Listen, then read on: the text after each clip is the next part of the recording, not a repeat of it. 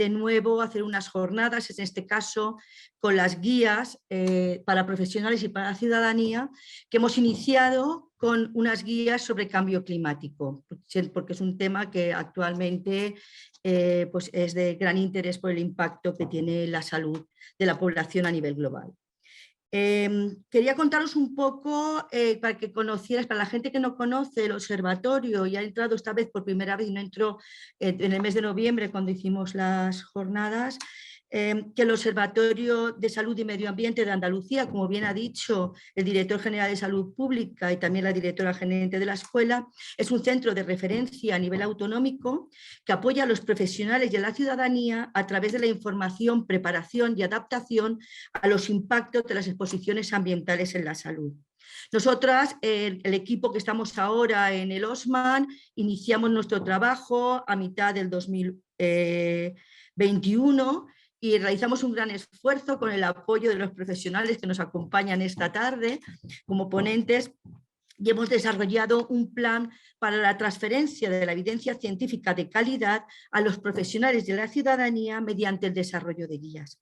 Iremos haciendo diferentes guías a lo largo de cada año. Hemos empezado con las de cambio climático y el objetivo de estas guías es apoyar a los profesionales en el desarrollo de acciones efectivas que conduzcan a una mejora de la salud de la población frente a las exposiciones ambientales y que sirva también para desarrollar políticas de salud eficientes.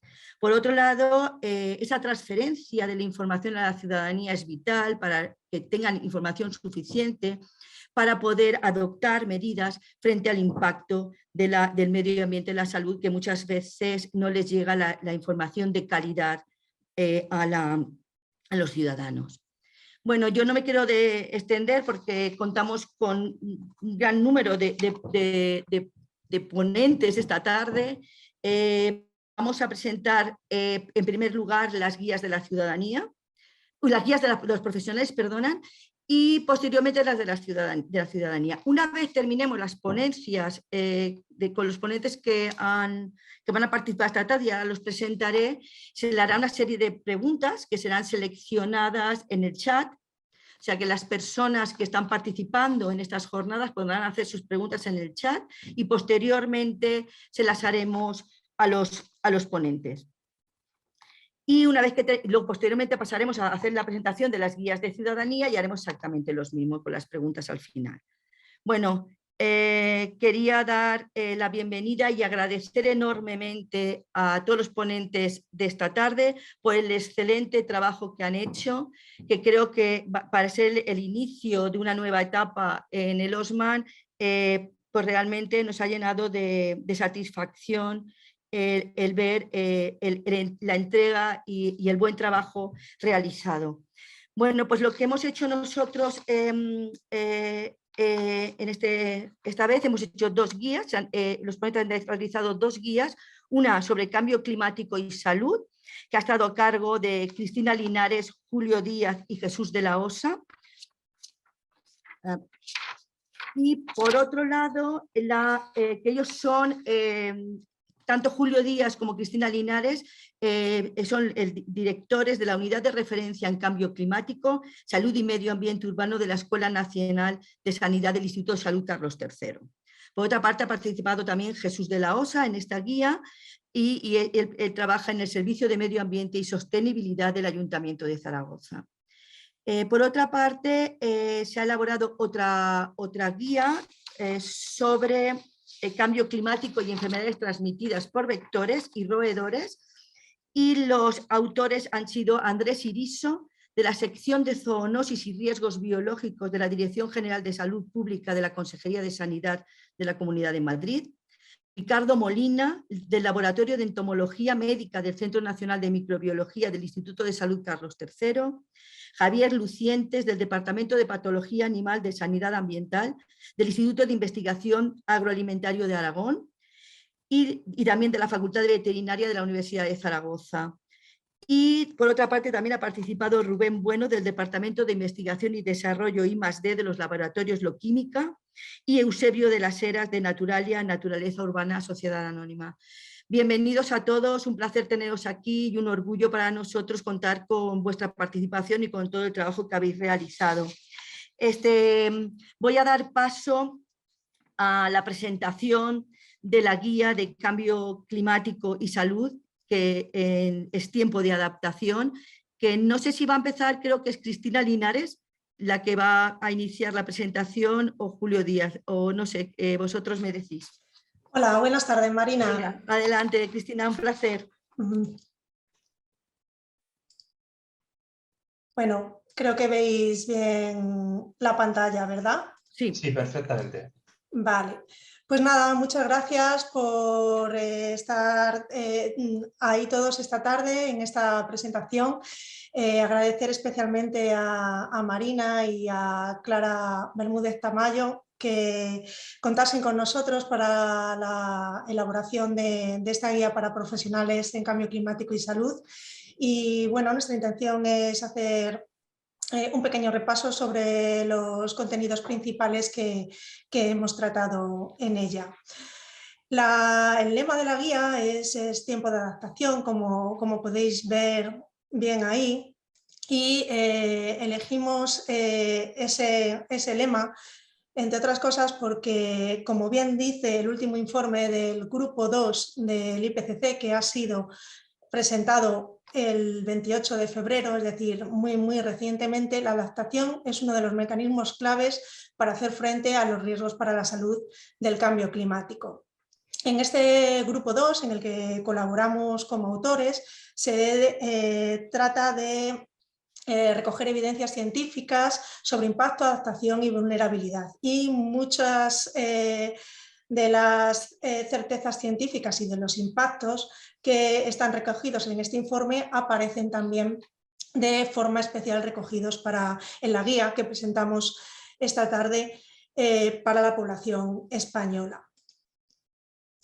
Principalmente las conclusiones, si me permitís hacer un resumen un poco divulgativo, vienen a decir que las cosas en relación al cambio climático están pues bastante mal, ¿no? Este informe nos presenta principalmente que se están sobrepasando los límites para hacer frente a la situación y algunos, especialmente para los ecosistemas, de forma irreversible. Que los cambios se están produciendo y aumentando más rápido de lo que se había pronosticado y que nos afecta a todos a nivel global, pero de forma desigual.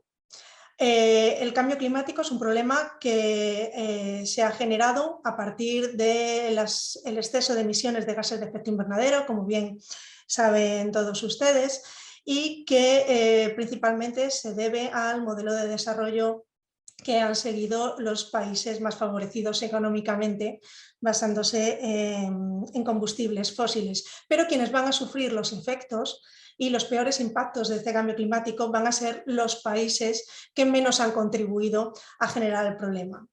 Y esto hace que estos efectos, estos impactos en salud especialmente, sean producidos de forma desigual en el mundo, afectando pues principalmente a los países más desfavorecidos económicamente.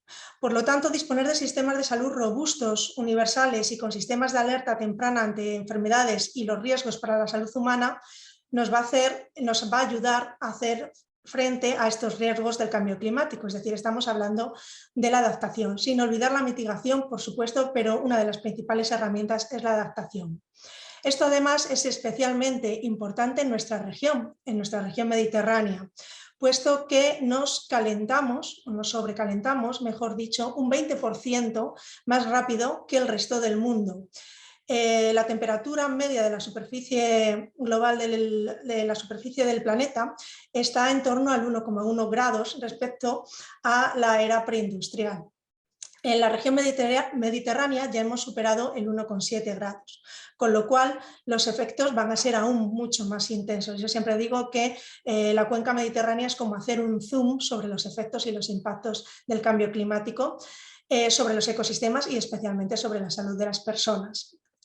Las proyecciones pues, no son nada halagüeñas, puesto que aunque la acción climática parece que ya ha empezado, la acción por el clima, pues no es suficiente y hacen falta muchos más esfuerzos para conseguir una descarbonización. Los principales efectos del cambio climático en la salud de las personas se basan tanto a nivel global como a nivel local en diferentes impactos que ya estamos sintiendo y de los que ya somos conscientes. En primer lugar, por ejemplo, los fenómenos meteorológicos extremos, que cada vez son más frecuentes e intensos en nuestro país, suponen la pérdida anual de 700 vidas y, si hablamos económicamente, de 900 millones de euros. Todos hemos visto estas imágenes en los medios de comunicación, donde estas danas, gotas frías, precipitaciones o variaciones de la pluviosidad de forma intensa, pues generan daño a los hogares, a las infraestructuras, a los servicios básicos, a través de estas tormentas torrenciales.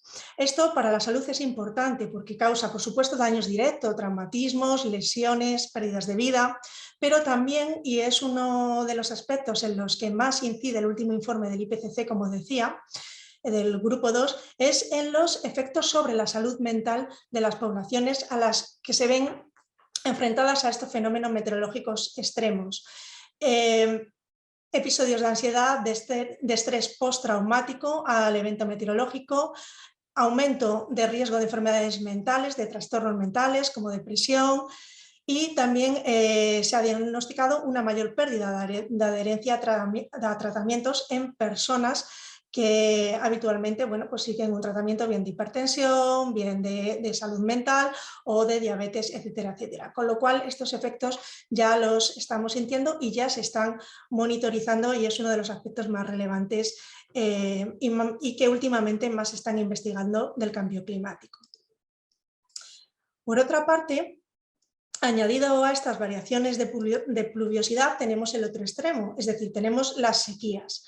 Las sequías, que también estamos acostumbrados desgraciadamente a sufrirlas en nuestro entorno, provocan una desertificación del terreno y afectan de forma importante al suministro de agua dulce, por lo que hace que afecten de forma importante a los sistemas de agua existentes en las poblaciones que viven dentro del área afectada y condicionan no solo la calidad del agua, sino también su suministro. También las condiciones de sequía afectan de forma importante a la calidad del aire, puesto que un terreno más árido, más desértico, fomenta una mayor resuspensión y concentración de material particulado y favorece también otro de los efectos importantes del cambio climático, que es un mayor riesgo de incendios forestales. Bueno, pues todo ello empeora enfermedades cardiorrespiratorias crónicas, aumenta el riesgo de infecciones como bronquitis o neumonía. Nosotros hemos llevado a cabo una tesis doctoral de los efectos de las condiciones de sequía en España y ya se han podido constatar diferentes incrementos en la salud, en enfermedades de tipo crónico, respiratorio y circulatorio. Como decía, las sequías a nivel global, por supuesto, afectan también a la disponibilidad y calidad del agua y afectan a la seguridad alimentaria, aumentando las enfermedades infecciosas transmitidas por el agua y, por consiguiente, a los alimentos que se riegan con ese agua de menor calidad y aumentando también de forma global el riesgo de padecer enfermedades diarreicas. Bacterias como la salmonela o como Campylobacter, bueno, pues están detectando un incremento en las últimas décadas. Por otra parte, el cambio climático también produce una bajada del rendimiento de los principales cultivos básicos en el mundo, afectando a la productividad agrícola, a la ganadera y también a los recursos pesqueros, puesto que la acidificación de los océanos y el aumento de temperaturas hacen que determinados recursos pesqueros a nivel global cada vez vayan en disminución. Todo esto, como se pueden imaginar, provoca unas condiciones de mayor pobreza, de mayor hambruna, aumentando el número de conflictos violentos y el desplazamiento de poblaciones debidas al clima, a migraciones masivas debidas a las condiciones que está ocasionando el cambio climático, existiendo ya la figura de refugiado climático. Hasta ahora yo decía que había más refugiados climáticos, o sea, más refugiados, más migrantes por el clima que por conflictos bélicos y, bueno, pues debido a la desgraciada situación que estamos viviendo hoy en día con el tema de la guerra en Ucrania, pues esto en Europa pues claramente ya no lo puedo afirmar de la misma forma. Por otra parte, todo esto genera a nivel global mayores vulnerabilidades en poblaciones especialmente sensibles, especialmente vulnerables, aumentando las diferencias de inequidad y también pues, de desigualdades en salud, dificultando el acceso a diferentes sistemas sanitarios y provocando mayores impactos pues, por cuestiones de edad, de género, etc. Otro de los principales efectos del cambio climático sobre la desertificación del terreno son los incendios forestales. Los incendios forestales, todos recordamos imágenes de los acontecidos en la costa oeste de Estados Unidos o en Australia, o los que vivimos aquí cada verano en la península ibérica. En el año 2019, España y Portugal fueron los países de la Unión Europea que notificaron más incendios y por lo tanto también que experimentan mayor aumento de exposición humana al riesgo de incendio. ¿Esto qué supone? Bueno, pues que por supuesto las dificultades obvias, ¿no? Pero los efectos en salud de los incendios son muy importantes y están poco estudiados. El penacho que se genera en un incendio puede alcanzar localidades muy lejanas de donde se produce el foco del incendio, con lo cual toda esa contaminación incluida en el aire alcanza a la población que está en ciudades, pues, en el entorno del incendio. Y bueno, por mi parte ya nada más, porque para hablaros de olas de calor voy a dejar a mi compañero Julio Díaz para que explique los principales efectos asociados al impacto de las olas de calor. Muy bien, bueno, pues muchas gracias, Cristina. Para ponernos en antecedentes del impacto que tienen las olas de calor y las olas de frío sobre nuestra salud, decir que en relación a las olas de calor estamos hablando de una mortalidad atribuible de unas 1.300 muertes al año por calor y de unas 1.100 muertes atribuibles a las olas de frío. Por lo tanto, son problemas en los que estamos viendo una magnitud bastante importante. Cuando nosotros estamos hablando de mortalidad por calor, muy pocas veces nos referimos al golpe de calor, que es la mortalidad directa por calor. Pues, por ejemplo, si en la ola de calor que hubo en el año 2003 en España murieron pues cerca de 6.600 personas en concreto, de ellas solo 150, es decir, un 2%, fue por golpe de calor. Normalmente lo que hace el calor es, pues al igual que ocurre con la contaminación atmosférica, es agravar patologías previas, es agravar, pues sobre todo, enfermedades de tipo respiratorio, de tipo cardiovascular, aquellas personas que tienen problemas pues de enfermedades neurodegenerativas y lo que hacen es precisamente agravar esas patologías. Por lo tanto, no podemos hablar en muy pocos casos de una muerte directa por calor, sino que en muchos casos lo que hablamos es de agravamiento de patologías. Por lo tanto, como vemos en la siguiente transparencia, lo que estamos hablando a la hora de hablar de estas diferentes patologías, estamos viendo que hay multitud de grupos que son especialmente vulnerables.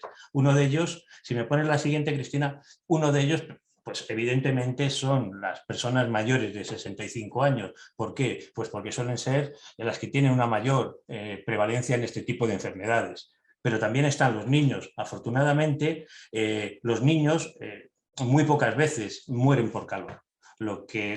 Eso es debido a dos motivos. Por un lado está el motivo, pues digamos, biológico. Una de las causas importantes de mortalidad es la rotura de una arteria en el proceso de dilatación de arterias para enfriarse. En una persona que tiene las arterias esclerotizadas, como puede ser una persona mayor, eso es mucho más frecuente que en un niño que tiene las arterias, pues digamos, de chicle y las puede dilatar sin ningún problema. Pero también hemos visto que otro de los grupos que son especialmente vulnerables, bueno, son por ejemplo las mujeres embarazadas. Las mujeres embarazadas hemos visto cómo las olas de calor son capaces de aumentar el número de partos prematuros y aumentar el bajo peso al nacer. hay un montón de enfermedades cardiovasculares que están relacionadas con la mortalidad por olas de calor, como decíamos antes. Si uno de los procesos que tenemos para enfriar en nuestro cuerpo es aumentar la superficie de las arterias y por lo tanto para eso hay que dilatarlas, pues evidentemente una de las principales causas de mortalidad relacionada con el calor son los accidentes cerebrovasculares agudos. También hemos visto que un grupo que es especialmente susceptible a la mortalidad e incluso a los ingresos hospitalarios por calor son aquellas personas que están tomando medicaciones para sus enfermedades neurodegenerativas por dos motivos. Uno, porque la propia enfermedad hace que estas personas no sean conscientes del calor, no se hidraten, y otro porque estas personas también lo que hacen es, bueno, pues la medicación que toma les lleva a una mayor sudoración, les lleva a una mayor pérdida de líquidos y por lo tanto no son conscientes que se tienen que hidratar. Todo esto a lo que nos lleva es a ver que hay un montón de factores sociales que están allí induciéndose, ¿no? No solamente son los factores personales, son también factores relacionados pues, con los estilos de vida. Por ejemplo, estamos viendo el impacto del calor ha bajado en España en los últimos 30-35 años, ha bajado de un 14% a un 2%.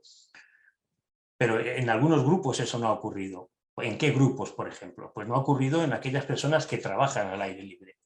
Eso también nos lleva a considerar precisamente a las personas que trabajan al aire libre como grupos de especial vulnerabilidad. Además, como bien decía Cristina, el efecto no es igual, hay una gran desigualdad social. Nosotros estamos viendo en estudios que estamos realizando a nivel de barrios, que son en los barrios de menos nivel de renta, donde es mayor el impacto del calor.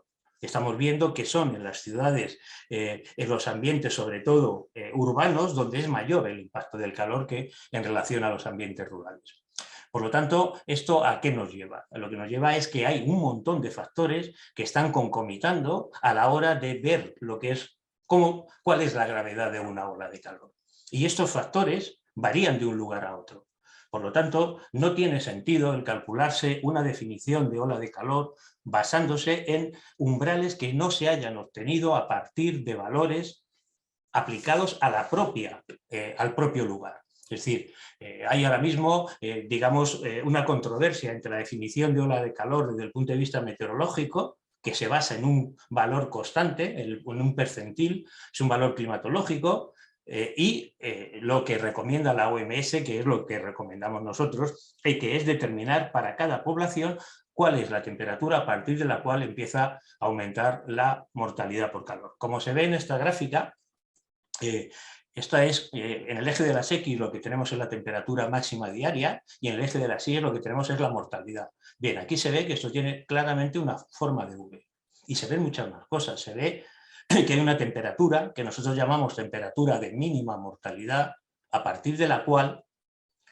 divide a la izquierda estaría la mortalidad por frío, que es mucho mayor por frío que la mortalidad por calor, que sería a partir de aquí, y luego está dos valores, este que sería lo que nosotros llamamos la definición temperatura de ola de calor, que sería a partir, por ejemplo, en esta gráfica es a partir de 36 grados, y luego es lo que llamamos ola de frío, que sería, pues por ejemplo, en esta gráfica estaría en torno a los 5-6 grados. Por lo tanto, esta gráfica varía de un lugar a otro. Estos 36 grados, que esto está hecho para Madrid, por ejemplo, y que en Granada también son 36, pues es 41 en Sevilla, es 41 también en Córdoba, pero por ejemplo en Coruña son 26 grados. Por lo tanto, esto lo que nos está diciendo es que tenemos que definir para cada lugar cuáles son estas temperaturas, y es precisamente así en lo que se está basando el plan de prevención español. Tenemos calculado para cada provincia, incluso a menor nivel que provincia, cuáles son estas temperaturas de definición de ola de calor y de ola de frío. ¿Pero qué está ocurriendo?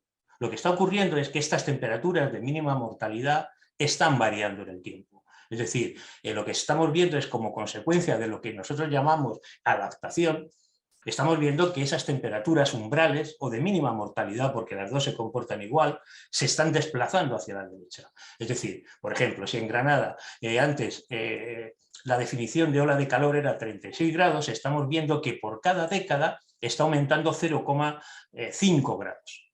Estaríamos hablando que si en el año 89 eran 36 grados, pues en el año 99 pues resulta que ya eran 36,5 y que ahora son 37 y que luego serán 38. Ese desplazamiento se debe a, como decíamos antes, a múltiples factores: mejoras socioeconómicas, a mejoras sanitarias, a los planes de prevención, a la educación ambiental, a la cultura del calor. Todo eso está haciendo que nos estemos adaptando. ¿Pero nos estamos adaptando realmente? Bueno, pues nos adaptaremos, digamos que aquí hay dos factores. Por un lado, la temperatura está subiendo como consecuencia del calentamiento global. Y por otro lado, nos estamos adaptando precisamente, esas temperaturas umbrales están variando en el tiempo. ¿Qué ocurrirá? Lo que ocurre es que si resulta que la temperatura umbral está subiendo más rápido que está subiendo la temperatura por el cambio climático, nos estaremos adaptando. ¿Por qué? Porque cada vez habrá menos olas de calor. Bien, nosotros hemos hecho este estudio para toda España y hay ciudades, o sea, de media nos estamos adaptando a un ritmo de 0,6 grados por década. La temperatura está subiendo a un ritmo de 0,4 grados por década. La máxima diaria me refiero. Por lo tanto, a nivel global sí nos estamos adaptando. Pero hay múltiples, digamos, efectos que nos hacen que haya unos lugares en los que esa adaptación es muy, muy buena y otros en los que es muy, muy mala. Es decir, hay una gran heterogeneidad geográfica. ¿Esto a qué se debe? Lo estamos estudiando, pero hay concomitan factores de carácter. Por ejemplo, se está viendo que las zonas urbanas se adaptan mejor que las rurales. Se está viendo que en las zonas urbanas influye mucho, como decíamos antes, el nivel de renta, pero en las zonas rurales influye, por ejemplo, la antigüedad de los edificios. Estamos viendo el papel que juega el género. Las mujeres son más vulnerables al calor, pero se están adaptando más al calor. Es decir, digamos que la lectura positiva de todo esto es que sí hay una adaptación y que parece que en el caso del calor lo estamos consiguiendo. Si pasamos a otro de los efectos directos, bueno, más que directo, indirecto en relación al cambio climático, estaría el aumento de la contaminación atmosférica por dos fenómenos. Uno, pues por los fenómenos de bloqueo que hay. Normalmente estamos yendo a efectos que nosotros llamamos, los físicos llamamos de nao positiva, es decir, situaciones de estancamiento. Esas situaciones, y por otro lado está aumentando la insolación, está aumentando las situaciones de estabilidad, como decía Cristina, y por lo tanto las sequías. Por lo tanto, esa contaminación atmosférica estamos viendo que está aumentando. Muchísimas ciudades, pese a que se están tomando las correspondientes medidas. Normalmente cuando hablamos de contaminación atmosférica siempre se habla de mortalidad. Es decir, se dice, por ejemplo, la mortalidad en España asociada a la contaminación atmosférica son 10.000 muertes año a corto plazo, 35.000 si tenemos en cuenta efectos a largo plazo. Pero lo importante, además de eso, que son números tremendos, estamos viendo que debajo de esa mortalidad hay enfermedades muy graves relacionadas con la contaminación. Estamos hablando que la contaminación se relaciona en concreto, PM2,5, lo dice la IARC, el Instituto de Investigación contra el Cáncer, se relaciona, decía, la contaminación con cáncer de pulmón, cáncer de mama, cáncer de vejiga. O sea, el cáncer está clarísimamente relacionado con contaminación. Está relacionado con Parkinson, con Alzheimer, con demencia, es decir, con enfermedades neurodegenerativas, además de las que siempre se hablan, enfermedades cardiovasculares y respiratorias. Hay estudios que evidencian la relación entre contaminación y con diabetes y obesidad. Nosotros tenemos hechos en estudios en España en los que vemos que el 13% de los nacimientos prematuros en España se relacionan con la contaminación y el 17% de los que lo hacen con bajo peso. Además, la contaminación está generando problemas de desarrollo cognitivo en niños. En los lugares que están próximos a grandes vías de circulación, el desarrollo cognitivo es menor que en aquellos lugares donde, digamos, hay más zonas verdes. La contaminación está detrás de problemas de ansiedad, de depresión. Incluso hay estudios ya que lo están relacionando en Japón con suicidios. Y por supuesto una gran cantidad de síntomas inespecíficos que son tremendamente molestos para el que los sufre y que en algunos casos bueno, pues, llegan pues a producir problemas como puedan ser, por ejemplo, el caso de bronquiolitis en niños y sobre todo otro de los temas clave, que ya con esto voy a acabar, que sería el tema de las alergias. Se ha visto que la contaminación atmosférica, por dos motivos, por dos vías, se relaciona con el aumento de las alergias. Por un lado, porque debilitan el sistema respiratorio y por otro lado, porque tanto los gases como las partículas lo que hacen es potenciar la estructura de los alérgenos y por lo tanto su capacidad de producir esas reacciones alérgicas. ¿Qué se puede hacer para todo esto? Bueno, pues lo único que podemos hacer para todo esto, nosotros lo que pensamos es que tenemos que dejar de ver los problemas de una forma individual. O sea, hay un plan de prevención contra el calor que se activa cada año el 1 de junio en nuestro país. Pero es que además estamos viendo que cuando se produce una ola de calor, por ejemplo en España, se da sobre todo en condiciones de advección de polvo del Sáhara, que eso a su vez aumenta, además de las PMs, aumenta el NO2 y aumenta el ozono. Las grandes olas de calor también se dan en relación a situaciones de sequía, que a su vez favorecen los incendios forestales, que a su vez crean más contaminación. Por lo tanto, todos esos factores que se dan a la vez en el tiempo, nosotros lo que pensamos, lo que estamos viendo es que es mejor dar una respuesta integrada a todos esos factores que se dan simultáneamente. Por lo tanto, creemos que si somos capaces de dar respuestas globales a los problemas globales en vez de dar respuestas individuales a problemas globales, estaremos avanzando mucho desde el punto de vista de prevención de la salud. Y por mi parte, pues nada más. Es decir, que estos son nuestros correos, el de Cristina Estelinares, isci.es, el mío es j.diaz@isci.es, este es nuestro Twitter de batalla. Y bueno, pues cualquier de la información que hemos dado en relación al calor y por supuesto a sequías y demás, si necesitan alguna aclaración, algún artículo, nos lo piden y nosotros se lo enviamos. Muchísimas gracias. Muchísimas gracias, Julio y Cristina, por la excelente presentación que habéis realizado. Vamos a dar paso ahora a Clara, que os va a hacer como una especie de resumen rápido de las preguntas que están haciendo para que las contestemos luego en un panel que estaremos ya todos los integrantes de las guías de profesionales. Bueno, cuando pues quieras. sí. Gracias Cristina y Julio por la excelente presentación tan clara. A ver, hubo muchos comentarios en el chat. Las voy a agrupar como en 5 bloques. A ver, en primer lugar, preguntan con respecto a las evidencias. Preguntan si estamos seguros de que estos cambios están provocados por la actividad humana y si las evidencias científicas, que dónde se pueden consultar. Esto en primer lugar con respecto a las evidencias. En segundo lugar, preguntan sobre los registros. ¿De qué manera se están asociando patologías respiratorias, mentales, endocrinas con los cambios ambientales? Y si hay algún registro de esta relación causa-efecto desde atención primaria o desde las especialidades que atienden estas enfermedades. En tercer lugar, preguntan un poco sobre el contexto.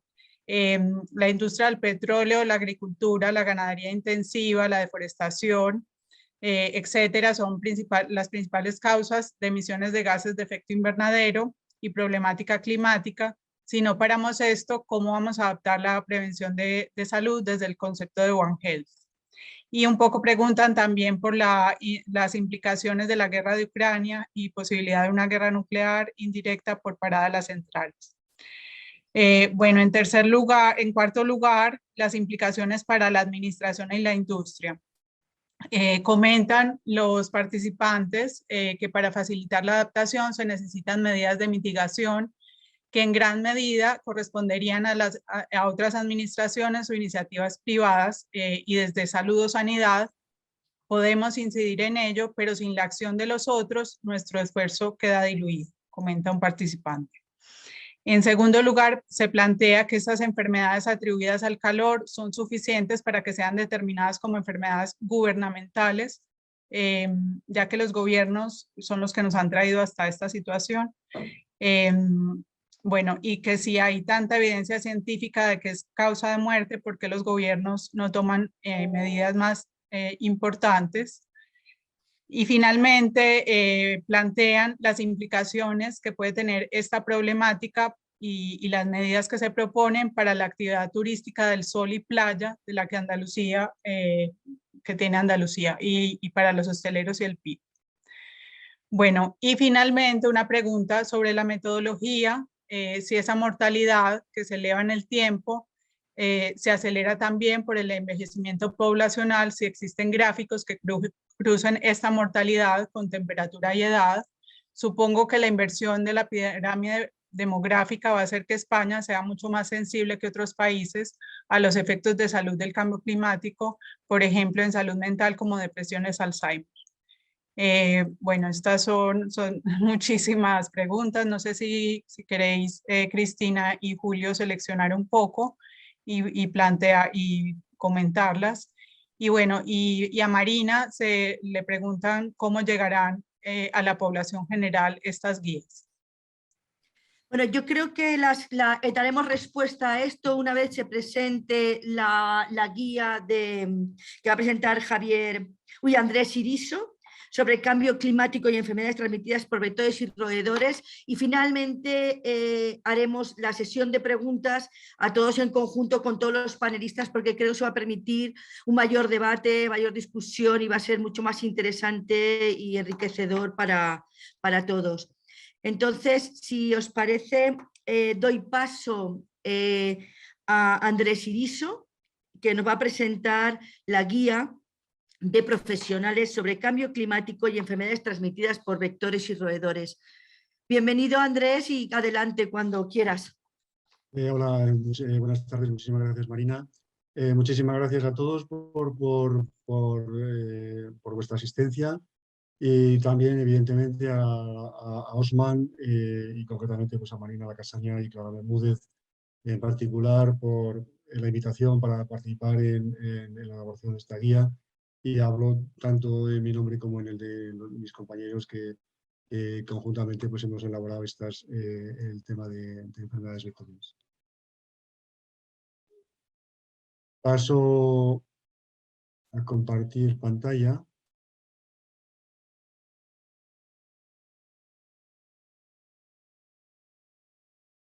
¿Se ve? ¿Se ve la pantalla? Sí, pero ponlo en presentación, por favor. Ah, perdón.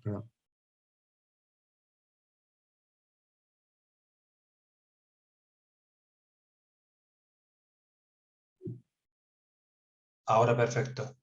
Vale, perfecto, muy bien. Bueno, la guía de profesionales la hemos estructurado un poco de forma, digamos, conjuntamente con Osman, estableciendo como varios apartados, ¿no? Por una parte, un resumen con los aspectos, digamos, claves de la relación del cambio climático y las enfermedades vectoriales. Luego, por otra parte, un desarrollo más específico de aquellos aspectos del cambio climático que inciden en los vectores, patógenos, reservorios que forman parte de esos ciclos epidemiológicos asociados a esas enfermedades. Un análisis un poco más pormenorizado de las enfermedades que se transmiten por parte de vectores, que en principio nos hemos referido fundamentalmente a mosquitos, flebotomos y garrapatas, y hemos añadido, evidentemente, los roedores por su especial significación, ¿no? Y luego, posteriormente, pues una serie, digamos, de conclusiones y recomendaciones en relación con pues los aspectos desarrollados en el conjunto anterior de cada uno de los puntos, ¿no? Yo voy a empezar la presentación con esta gráfica, ¿no? Con esta gráfica en la que viene la tasa bruta de mortalidad por 100.000 habitantes en Estados Unidos a lo largo del siglo pasado, en el cual se ve un descenso paulatino, un descenso realmente muy importante de esa tasa a lo largo de todo el siglo. Y ese descenso, evidentemente, vino producido por pues una mejora de las infraestructuras civiles, de las infraestructuras sanitarias, de la investigación, del desarrollo, del descubrimiento, de la apuesta y de la extensión del uso y la generalización del uso de vacunas y de antibióticos, etcétera, ¿no? también evidentemente de la vigilancia y del control de vectores, como luego también tendremos oportunidad de hablar, ¿no? Entonces, realmente a finales casi de este siglo, pues algunos digamos, no solamente estudiosos, sino trabajadores desde el área de la salud pública, hablaban de la necesidad, digamos, de una vez que ya estaban ya prácticamente vencidas las enfermedades infecciosas, podíamos dedicar, digamos, de una forma mucho más eficiente los recursos sanitarios a las enfermedades crónicas, que eran las que realmente eran importantes, ¿no? Evidentemente, esto no es más que una gráfica de un país, digamos, de un nivel, digamos, de desarrollo elevado, etcétera, que posiblemente se podría, digamos, totalmente trasladar a la situación, por ejemplo, en aquellos años en Europa, ¿no? Llama la atención, por ejemplo, en esta gráfica, evidentemente, ese pico que se produce prácticamente a principios de siglo por por el virus pandémico de la gripe, ¿no? La gripe de 1918. Pero en cualquier caso, ya en las últimas décadas de ese siglo, ya se estaban empezando a producir fenómenos de aparición de brotes de nuevas enfermedades, algunas de ellas que ya existían previamente, pero que empezaban, digamos, a tener una mayor proyección, un mayor protagonismo, una mayor incidencia, y algunas nuevas, ¿no? Es decir, nuevas que se habían descubierto recientemente, pero que todavía no habían generado brotes importantes, casos humanos de relevancia, como por ejemplo pues, el chikungunya, virus del Nilo Occidental, pero que ya a principios de siglo, a finales de los años 90, pues empezaron a tener, digamos, un mayor protagonismo, ¿no? Como por ejemplo pues, chikungunya en 2005 o la enfermedad de Lyme que tenía, digamos, que ha tenido a lo largo de estas últimas décadas un comportamiento creciente tanto en Estados Unidos como en Europa, ¿no? Y es que cada vez más se veía o nos hacíamos, digamos, eco de nombres de enfermedades que antes pues, no eran prácticamente, digamos, pues, conocidas, desde luego, no por el gran público, ¿no? Y también por muchos, digamos, de los profesionales tampoco sanitarios, a no ser de aquellos que más específicamente se dedicaban al estudio de estas enfermedades, ¿no? Pensemos como la fiebre del Valle del Rift. Pensemos en el Zika, ¿no? Es decir, ¿quién había oído hablar del Zika en 2015, ¿no? Antes de que empezara posteriormente el brote tremendo en Sudamérica, ¿no?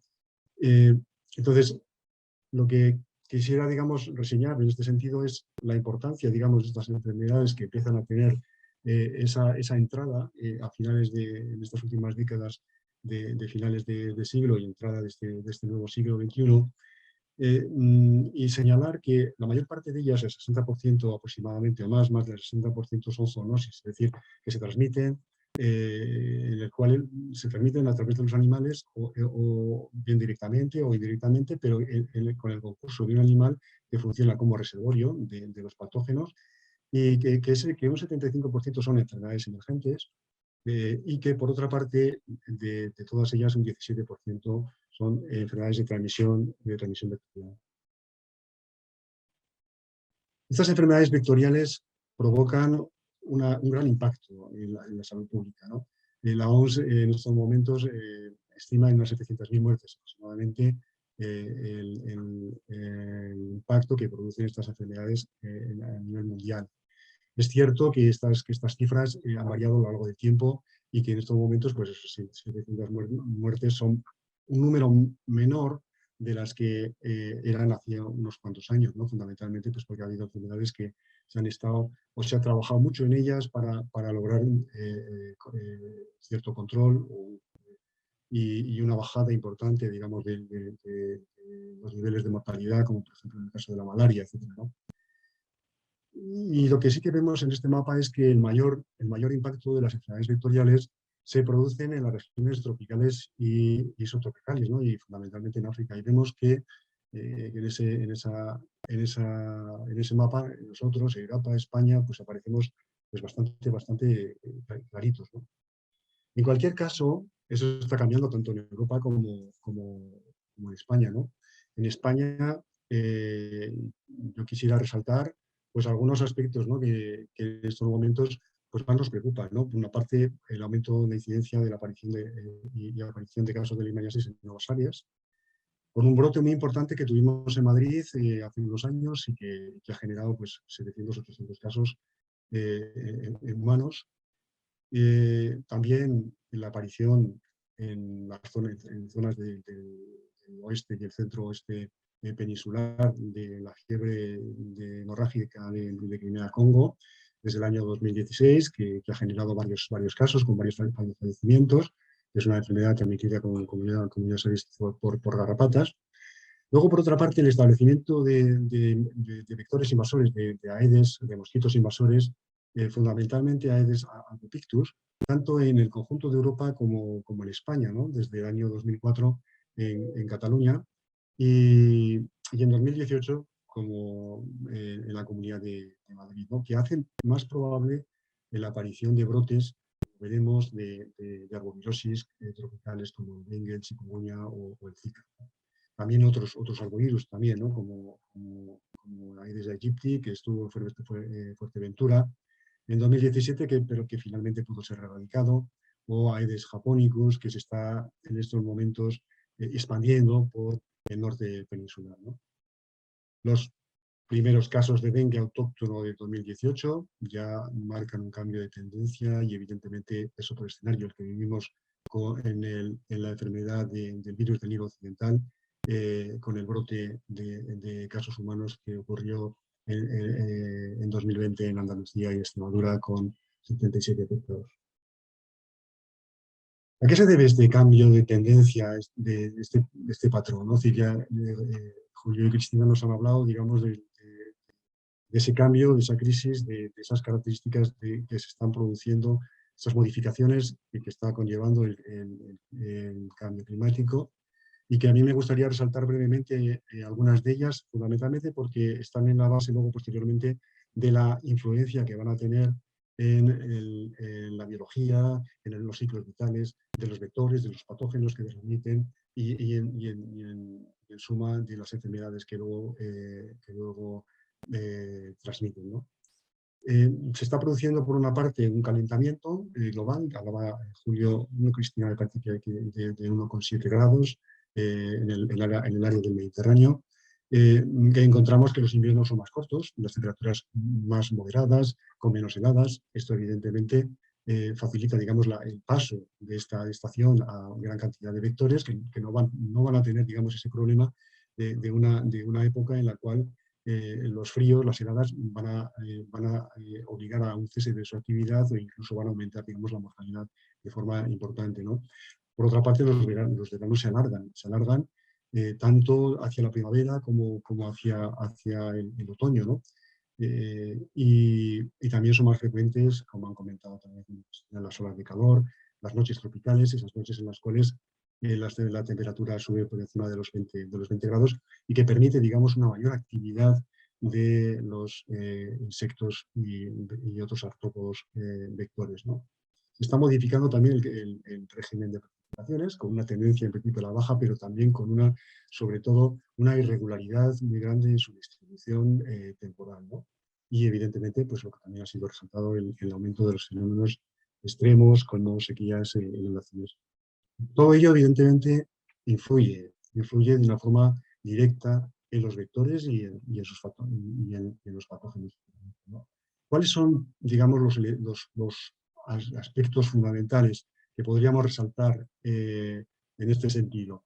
Bueno, ese aumento, digamos, de la temperatura está provocando fundamentalmente un aumento del periodo de actividad de los vectores, ¿no? Es decir, los vectores mueren menos a lo largo del invierno porque los inviernos son más cortos, menos duros, menos rigurosos, la actividad empieza antes y acaba después. Es decir, se va, digamos, nosotros concretamente que vigilamos varios vectores en nuestra actividad anual y vemos cómo cada año vamos ampliando, digamos, esa ventana, digamos, de vigilancia porque nos obliga precisamente ese comportamiento del vector que cada vez nos aparece antes y que cada vez se marcha más tarde, ¿no? Entonces, ese alargamiento del ciclo que viene acompañado también de otros cambios en la biología de los vectores que ahora comentaremos, pues aumenta evidentemente la ventana de riesgo para la transmisión de enfermedades vectoriales. En esta gráfica vemos, por ejemplo, un caso hipotético de la densidad de un vector, de un determinado vector, a lo largo, digamos, de una serie de meses en los que está activo. Vemos cómo, digamos, que esa actividad se va alargando en el tiempo y también cómo también la densidad tiende a aumentar, ¿no? Ese número, digamos, de vectores también se ve aumentado por ese aumento, digamos, de la temperatura, y aumentan también las densidades de poblaciones, con lo cual más vectores, más mosquitos, más posibilidades de picaduras, más velocidad, digamos, en los ciclos entre los reservorios patógenos y los vectores, y más evidentemente posibilidad de riesgo, ¿no? Luego, por otra parte, hay otro aspecto, digamos, importante, y es que ese cambio en la temperatura está permitiendo también una extensión de sus áreas de distribución, permitiendo un desplazamiento tanto hacia el norte, en latitud, que está permitiendo, digamos, que esos vectores ocupen nuevas áreas, aumentando ese área de distribución y, por lo tanto, haciendo susceptibles nuevos puntos del territorio susceptibles a la aparición de esas enfermedades, de las enfermedades que transmiten esos vectores en concreto, y también hacia la altitud, ¿no? Hacia puntos más elevados, ¿no? Un ejemplo, por ejemplo, pues es la malaria en África, que se está encontrando, digamos, cada vez en puntos más elevados, ¿no? de la geografía de ese territorio. Por ejemplo, algunas especies de Phlegotomus transmisores de leishmaniasis aparecen en puntos más al norte y en montañas más altas. Algunas especies de garrapatas también se detectan más al norte, y esto está, por ejemplo, en la base de un aumento de la incidencia, por ejemplo, de la enfermedad de Lyme en áreas más al norte en Europa, debido precisamente a ese aumento concomitante o ese desplazamiento concomitante de las garrapatas hacia el norte. Aquí, en esta diapositiva, he cogido pues, un trabajo, una infografía de Jesús de la Osa, que decir que nos ha cedido para esta guía. Aquí está modificada, está incluida en la guía en cualquier caso, y resume de forma excelente los diferentes aspectos, digamos, que he estado comentando, y algunos de ellos, como por ejemplo, pues, no solamente este aumento de la temperatura va a incidir en los vectores, sino también en los propios patógenos, que va a hacer que ese aumento de temperatura va a hacer que se multiplique de una forma más precoz, es decir, que el vector pueda estar infectivo antes en el tiempo, aumentando también, digamos, no solamente está activo, sino que además está infectivo antes, porque también el también el patógeno dentro del vector se activa antes por ese aumento de temperatura. Ese aumento de temperatura también va a aumentar o puede aumentar o multiplicar la replicación del patógeno dentro del vector, con lo cual las picaduras de ese mosquito, de ese flebotomo, de esa garrapata, van a tener una mayor carga infectiva, una mayor carga de ese patógeno, de virus, bacteria, etcétera, lo que sea en su caso, ¿no? Estos aspectos, digamos, se desarrollan en ese apartado que os he comentado antes, y luego también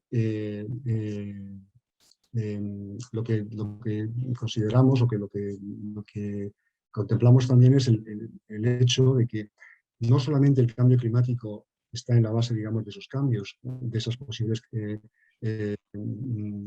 modificaciones de los patrones epidemiológicos de las enfermedades, sino que también intervienen otros factores, ¿no? Y por lo que hay algunos autores que hablan de cambio global, ¿no?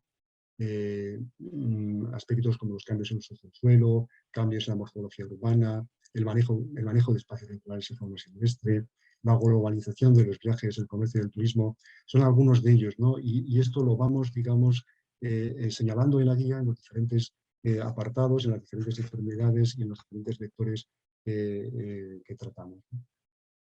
¿Cuáles serían los principales vectores?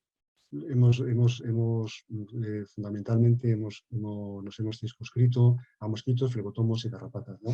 En el caso de los mosquitos, pues hemos diferenciado, claro, evidentemente no todos los mosquitos, y en general ocurre eso en todos los vectores. No todos los vectores pueden transmitir todas las enfermedades, hay una especificidad desde ese punto de vista, ¿no? Y los mosquitos, en general, podemos decir que los del género Culex pues están relacionados con el virus del Nilo occidental y otros virus, pero nos interesa, o vamos a resaltar, o voy a resaltar en esta exposición del virus del Nilo occidental. Los Aedes invasores están relacionados con el dengue, chikungunya, con el Zika, y los del género Anopheles con la transmisión de la malaria. Estos mosquitos son diferentes géneros, son diferentes especies, viven en hábitats diferentes. Algunos hábitats son más naturales, van a tener más contacto con animales silvestres, como aves, por ejemplo, en el caso del virus del Nilo occidental. Otros viven más en ámbitos urbanos, como el propio Culex, pero también Aedes, con lo cual van a tener, digamos, un mayor contacto con las personas. Y esto va, evidentemente, a condicionar el patrón de las enfermedades que tenemos. Voy a hablar brevemente del virus del Nilo occidental.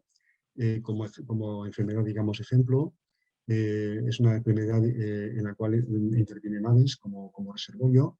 Los mosquitos se infectan de estas aves y luego pueden infectar luego posteriormente o bien a caballos o personas generalmente, produciendo, digamos, la enfermedad, ¿no? Ha habido un cambio, yo lo que quería resaltar es que ha habido un cambio realmente muy importante a nivel europeo, a nivel mundial, ¿no? Desde el año 2000 que empezó un crecimiento, digamos, importante de la incidencia del virus del Nilo occidental, tanto en Estados Unidos como en Europa, sobre todo en Europa a partir del año antes del 2000, pero ya después del año 2005, con la llegada de algunas cepas más virulentas. Empezó, digamos, a haber un mayor número de casos, sobre todo en los países del este de Europa, ¿no? Y en el año 2018 hubo un cambio realmente muy importante, porque se produjo un pico, un brote realmente, que aquí señalo, un brote que se ve en esta gráfica realmente muy importante, muy superior a los brotes que se habían producido en años anteriores, ¿no? Y este brote se relaciona con factores climáticos, porque no había habido otros elementos que pudieran ser factores explicativos, sino realmente pues, unas condiciones de precipitación y de temperatura muy singulares en esas fechas que propiciaron este brote tan importante. ¿Y cómo ha quedado, digamos, en este escenario del virus del Nilo occidental a partir del 2018? Pues bueno, pues vemos cómo, por una parte, sigue produciéndose importante número de casos, más que en años anteriores, aunque inferior a este brote. Esto es muy típico de las enfermedades transmitidas por mosquitos, ¿no? Estos pulsos, ¿no? de estos brotes, digamos, a veces muy expansivos, ¿no? Pero hay otros aspectos, digamos, muy relevantes, como es la aparición de casos, como vemos aquí en Alemania, casos humanos en Alemania y en Holanda, es decir, que esta enfermedad se está trasladando hacia el norte, afectando, digamos, a áreas que antes eran totalmente indemnes, ¿no? Y podemos, evidentemente, también incluir aquí el hecho de que España, en el cual ya se sabía que había circulación del virus, porque habíamos encontrado pues, en otros años casos en caballos, etcétera, y casos humanos en algunos momentos, pero muy esporádicos, pues se produjo un brote muy importante en Andalucía con 77 personas afectadas y 7 fallecidos, ¿no? Otro digamos, elemento fundamental son los Aedes invasores. Están estableciendo, digamos, un aumento muy importante de su actividad y de su dispersión, de su distribución tanto en Europa como en España. Estos Aedes, y concretamente Aedes albopictus, en España, que entró en 2014, pues perdón, en 2004, ya está en gran parte, digamos, de la península y aquí llegó en 2018 y ya está generando los primeros problemas de aparición de enfermedades de arbovirosis transmitidas por este vector, como son casos de dengue o de Zika o chikungunya en Francia, en Italia, en otros países y también en España, los casos de dengue que habíamos comentado anteriormente del año 2018 y 2019, ¿no? Pero fijaros que algunos brotes bastante importantes, como este de chikungunya en 2017, que afecta prácticamente a 500 personas, y este en 2007, prácticamente unas 300, ¿no? Es decir, que son brotes que ya, digamos, tienen una cierta entidad. En relación con los flebotomos, pues lo que desarrollamos fundamentalmente es, bueno, los dos tipos, digamos, las especies, digamos, más importantes desde el punto de vista de la transmisión de la enfermedad más importante que transmiten los flebotomos, la leishmaniasis, que serían flebotomos perniciosos y flebotomos ariasi, en los que se observa, por una parte, pues un desplazamiento hacia el norte y en altitud de las poblaciones que hacen que haya una aparición de casos en áreas en las cuales antes estaban indemnes, ¿no? En las que no había, digamos, enfermedad. Y también se ha detectado un incremento de las densidades en zonas endémicas, especialmente en áreas urbanas. Y esto, por ejemplo, pues se ha visto claramente en Madrid y en el caso del brote que tuvimos a partir del año 2010. La leishmaniosis es una enfermedad que en estos momentos, después del brote de Madrid, ha bajado su incidencia, pero que tiene una incidencia, digamos, en principio claramente, estadísticamente significativa al alza en Madrid. Es una enfermedad que evidentemente preocupa y es una enfermedad que está relacionada con el cambio climático, evidentemente con otros factores. En la guía también se comentan y se desarrollan. En relación con las garrapatas, pues comentar por una parte que también, al igual que los mosquitos, pues los diferentes tipos de especies de garrapatas transmiten diferentes patógenos. Podríamos señalar como las garrapatas más importantes desde el punto de vista sanitario, las garrapatas de los ixódidos y entre ellos Ixodes transmisor de la enfermedad de Lyme y de otras enfermedades, las garrapatas del género Hyaloma, que son responsables de la transmisión de la fiebre hemorrágica de Congo, o la garrapata del perro Rhipicephalus sanguineus, transmisora de la fiebre exantemática mediterránea. También, como en el caso de los mosquitos, viven en zonas diferentes, en ámbitos más urbanos o rurales, en zonas de bosque mediterráneo o en zonas de bosque caducifolio, en este caso, ¿no? En el caso de Ixodes regimus, ¿no? Que son zonas realmente más de montaña. Los ciclos de las garrapatas son realmente muy complejos y por eso es muy difícil a veces saber realmente determinar el impacto del cambio climático en estos ciclos y diferenciarlo de otros aspectos como la presencia de reservorios, de hospedadores, etc. Pueden llegar a tener hasta 3 hospedadores y otro aspecto, digamos, muy interesante es que pueden funcionar como reservorios, es decir, que hay una transmisión vertical y horizontal. Las garrapatas más importantes que tenemos en estos momentos en España, desde nuestro punto de vista, aparte, digamos, de Rhipicephalus sanguineus, que también evidentemente lo es, son Ixodes y por otra parte Hyaloma.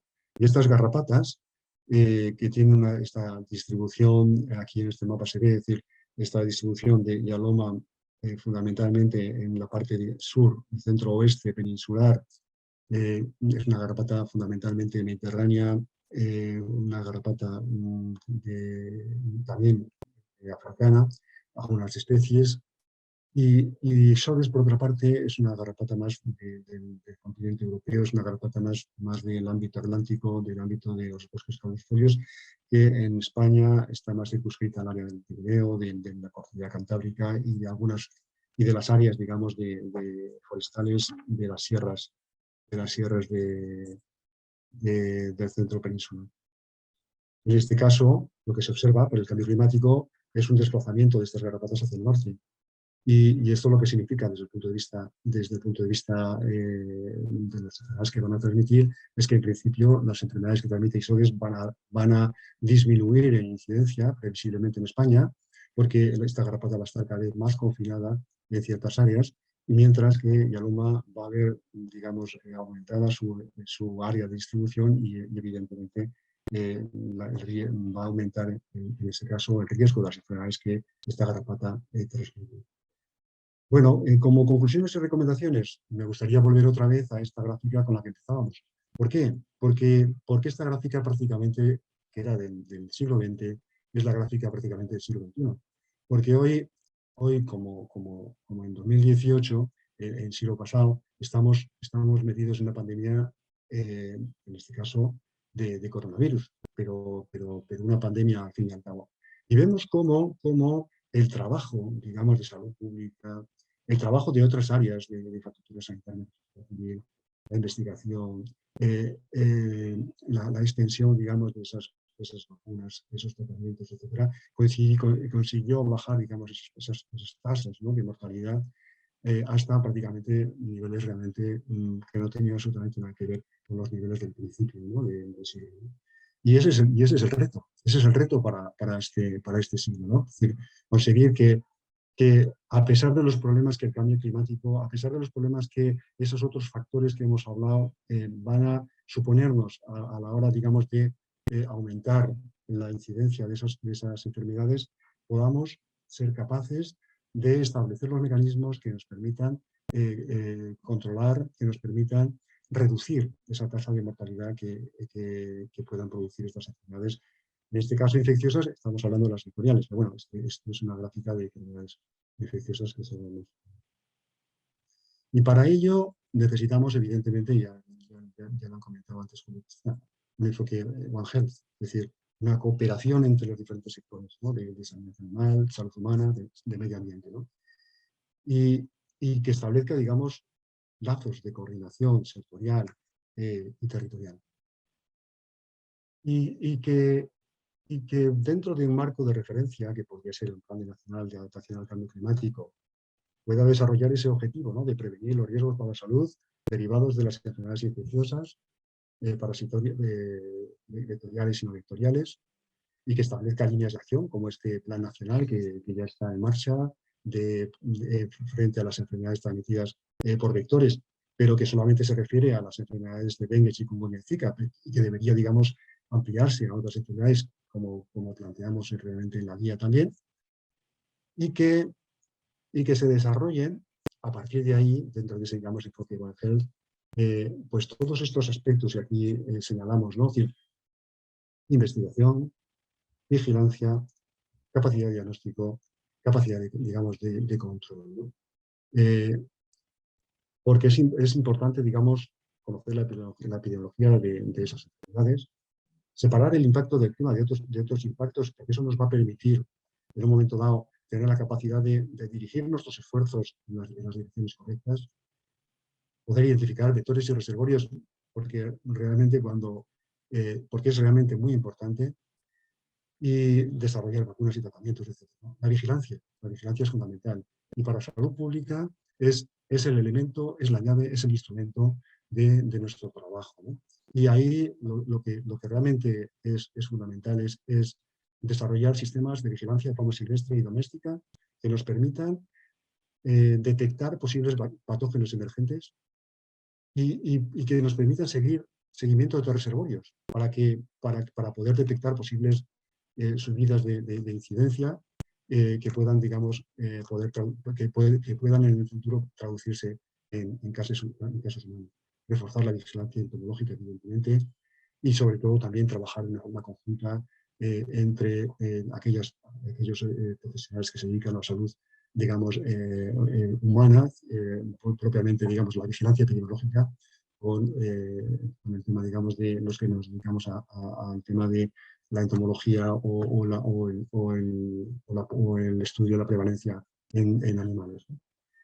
Capacidad de diagnóstico no solamente el sistema sanitario, sino también laboratorial, etcétera, protocolos, pero también capacidad de diagnóstico en centros de salud, que nos van a permitir en un momento dado detectar esas enfermedades lo antes posible, antes de que puedan generarse brotes. Y evidentemente el control. Y en el control hay que establecer protocolos, hay que reforzar la capacidad, digamos, del control veterial de los municipios, de las comunidades autónomas, hay que capacitar evidentemente la población. En este sentido, digamos, estas guías de Osman son realmente muy interesantes desde el punto de vista. Y hay que capacitar también las empresas de control de plagas, también, evidentemente, porque hay que establecer en un momento dado pues, protocolos de actuación para evitar y controlar eso. Por mi parte, nada más, simplemente aquí en esta última transparencia pues, veis las personas que hemos participado: Ricardo Molina, Javier Luciente, Rubén Bueno, Soria Alsera, Sánchez Siriso. Y luego también la revisión externa muy importante de María Jesús Gracia y José María Ordóñez. Agradecer a Jesús de la Osa también la colaboración por su parte y evidentemente pues, la guía, bueno, os he puesto aquí donde se puede descargar la guía y he puesto también, bueno, mi correo electrónico, pero también evidentemente el de mis compañeros estará a vuestra disposición en cualquier momento. Muchas gracias.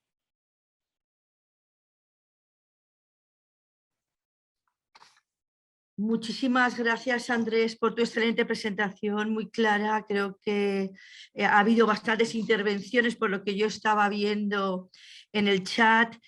No sé si Leti ha tomado nota para adelantarle al grupo de autores de esta Marina, guía. perdona, Sí. estaba yo tomando notas, Leti iba a estar en la mesa de ciudadanos. Vale, perfecto. Pues tú. Entonces, bueno, gracias, Andrés. Tenemos también aquí a los otros autores de las guías. Entonces, las preguntas las planteamos para todos los autores. También las he organizado en varios bloques. Un primer bloque sería sobre el tema de control de vectores. Planteaban que los vectores no serían nada si no tuvieran los reservorios todos los animales, desde aves migratorias, animales salvajes y domésticos. Preguntan por qué no se controla más esto en vez de fumigar con insecticidas y desecar acuíferos.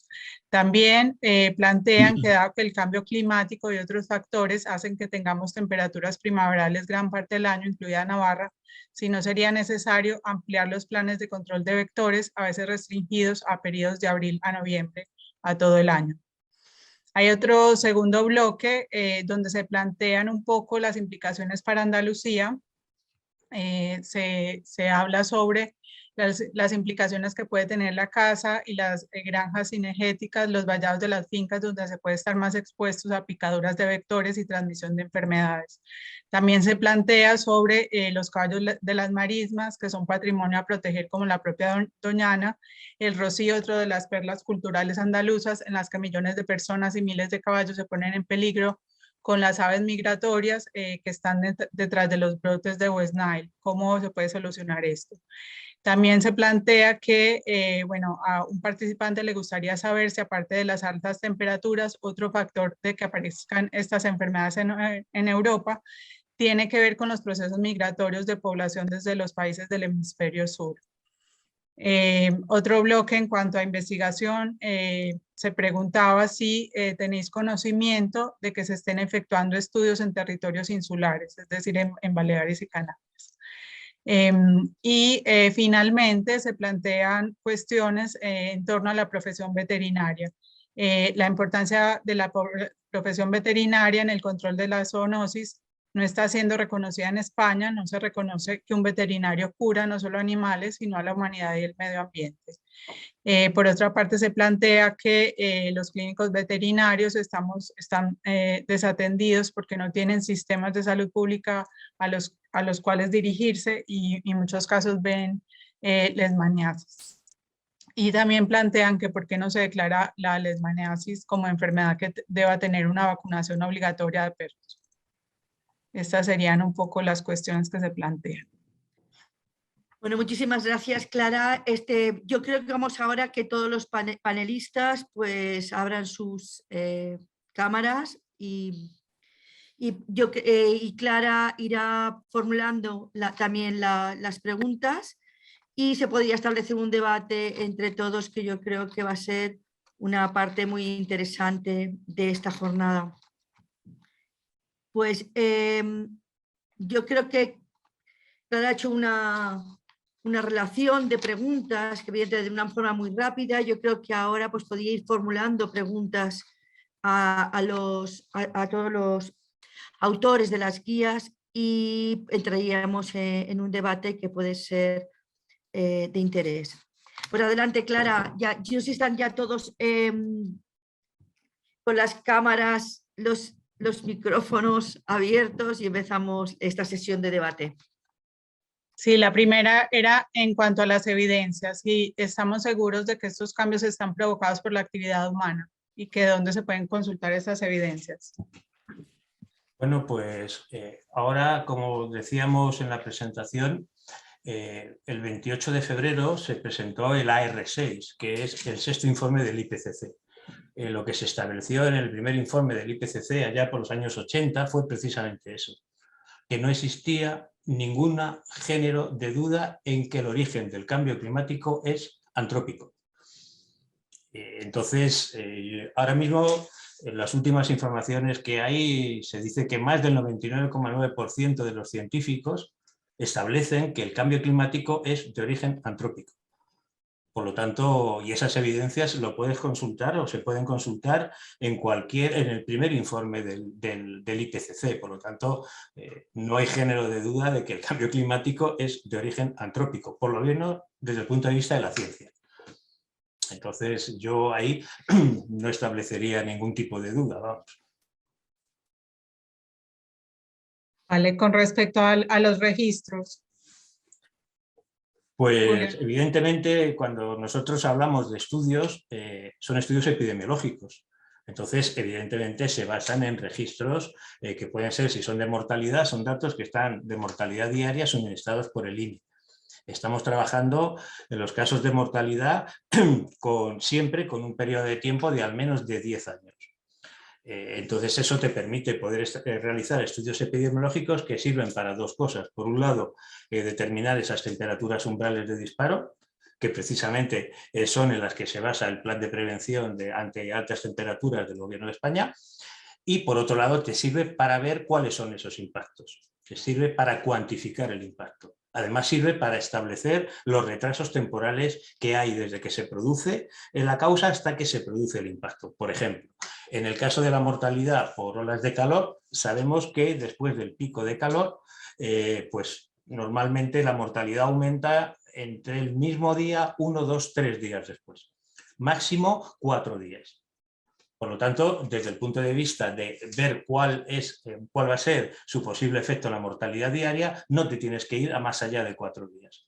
Sin embargo, en el caso del frío ocurre todo lo contrario. El frío tiene un primer pico bastante pequeño, que es debido a causas cardiovasculares, entre 3 y 5 días después, y luego tienes el pico, digamos, ya relacionado con enfermedades respiratorias entre el 7 y el 14. Por lo tanto, con estos estudios sirve, por un lado, para detectar cuál es el riesgo. Eso nos permite hablar de la mortalidad atribuible, de poder decir que para el caso del calor son 1.300 muertes año, y por otro lado sirve para, pues para establecer cuáles son los posibles mecanismos de respuesta y cuándo hay que articularlos. En cuanto a los ingresos hospitalarios, pues normalmente lo que se utiliza son ingresos hospitalarios urgentes, de residentes e inscritos, es decir, personas que están sometidas a la temperatura de ese lugar y que viven en ese lugar. Y se están utilizando datos de CMVD. Los datos meteorológicos nos los suministra la Agencia Estatal de Meteorología y son de los observatorios representativos de cada provincia. Por lo tanto, digamos que los registros están ahí y se pueden utilizar y de hecho pues, son registros públicos. Bueno, no sé si a lo mejor Jesús quiere añadir algo sobre este primer tema o seguimos al siguiente, sobre estos dos primeros temas. ¿No? No. Vale. Con respecto al contexto, mencionaban que la industria del petróleo, la agricultura, la ganadería, la deforestación son las principales causas de emisiones de gases de efecto invernadero. Y si no paramos esto, ¿cómo vamos a adaptar la prevención de salud con el concepto de One Health? Bueno, es que, digamos, como se decía también en la presentación, lo decía Cristina, ahora mismo, primero hay que dejar claro que el cambio climático es irreversible. O sea, es imparable. La subida de temperaturas, lo más que podemos hacer es limitar su subida. Por lo tanto, decir ahora mismo que nos vamos a quedar en 1,5 grados de media en relación a la época preindustrial no tiene sentido. O sea, es una evidencia que ya estamos en 1,2 y que las emisiones siguen subiendo. De hecho, hoy han subido, la Agencia Internacional de la Energía ha sacado su informe en el que dice que han subido las emisiones en el 2021 un 6%. Que es la mayor subida que se ha registrado nunca. Por lo tanto, está claro que con solamente la mitigación no llegamos. Entonces, lo que tenemos que hacer es empezar a adaptarnos para minimizar esos impactos. Esos impactos que en algunos casos, como por ejemplo, son irreversibles. La subida del nivel del mar es irreversible. En el caso de la temperatura, lo que se podrá hacer es que, bueno, que en vez de llegar a 4 grados, pues nos quedemos en 3. Pero está fuera de duda que esto es irreversible. Por lo tanto, lo único, si la pregunta era, bueno, si seguimos emitiendo, ¿qué podemos hacer? Pues adaptarnos. Que estamos viendo que funciona, por lo menos en el caso del calor, en España se ha visto, en España y en otros lugares, se ha visto que el impacto del calor está bajando. Pues por los factores que hemos apuntado antes. Por lo tanto, lo único que nos queda es la adaptación. Nosotros, de hecho, se sacó una guía a la ciudadanía precisamente con un lema que decimos aclimatarnos. Nosotros pensamos, y lo decimos en plan jocoso, pero es así, o te aclimatas o te aclimueres. O sea, tenemos que aclimatarnos. La adaptación es clave.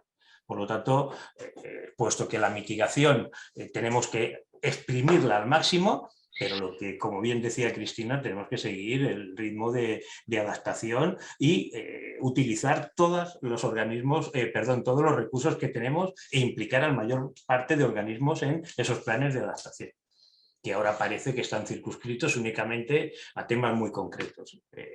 Por lo tanto, yo creo que ahí va a estar la clave en que tengamos un problema o que tengamos un problemón que tenga un impacto en salud brutal. Ese es mi punto de vista. Bueno, con respecto al otro punto es las implicaciones para la administración y para la industria.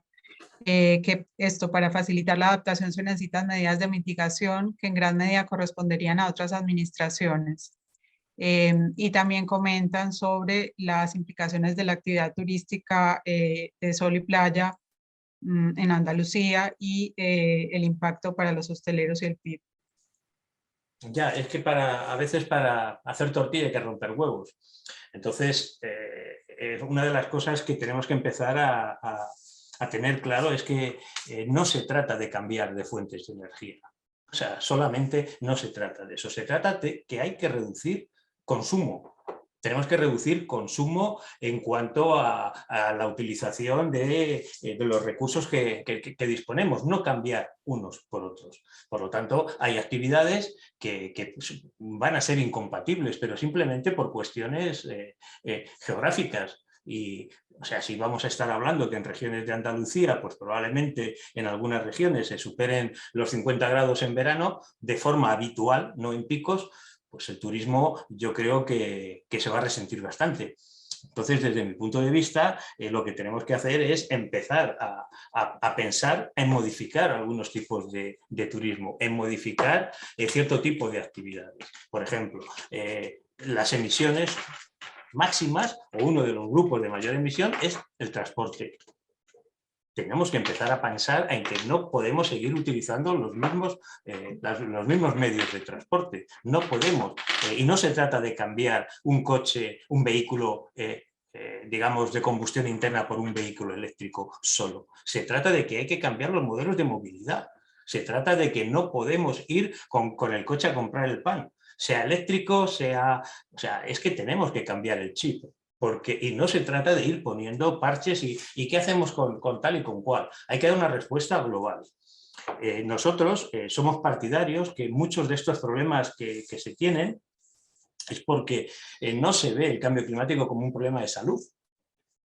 Y el cambio climático fundamentalmente es un problema de salud. Es un problema de salud. Entonces yo no entiendo cómo que si por la salud nos hemos quedado 3 semanas sin salir de casa, o un mes o 2, no me acuerdo ya, del periodo de confinamiento, ¿por qué vemos el cambio climático como algo que podemos soslayar de una forma como si no estuviese en juego nuestra salud? Y la está. Y la está. O sea, que los 1.100 muertos que hablábamos antes por olas de frío, los 1.300 por olas de calor, no es que se vayan a producir, es que ya se han producido. El desplazamiento de vectores que nos hablaba Andrés, no es que se vayan a producir, es que ya se han producido. Entonces nos tiene que entrar en la cabeza que lo que tenemos que hacer es dar respuestas integradas. O sea, no puede ir, en este caso concreto, el medio ambiente por un lado y la salud por otro. MITECO no puede ir paralelo a sanidad. Tiene que haber pasarelas entre ellos, se tiene que ver como algo transversal, se tienen que articular el Plan Estratégico en Salud y Medio Ambiente, el Plan Nacional de Adaptación al Cambio Climático, el Observatorio de Salud y Cambio Climático. La gente lo que tiene que percibir el cambio climático como un problema de salud, no como un problema del oso o de la butarda o del lince, no, es problema de salud humana. Y ante eso hay que plegar todo tipo de actividades, pienso yo, vamos, es mi punto de vista. Bueno, y finalmente preguntaban sobre los cambios demográficos y el envejecimiento y si España puede ser más sensible por ejemplo, con temas de salud mental como depresiones, Alzheimer, etc.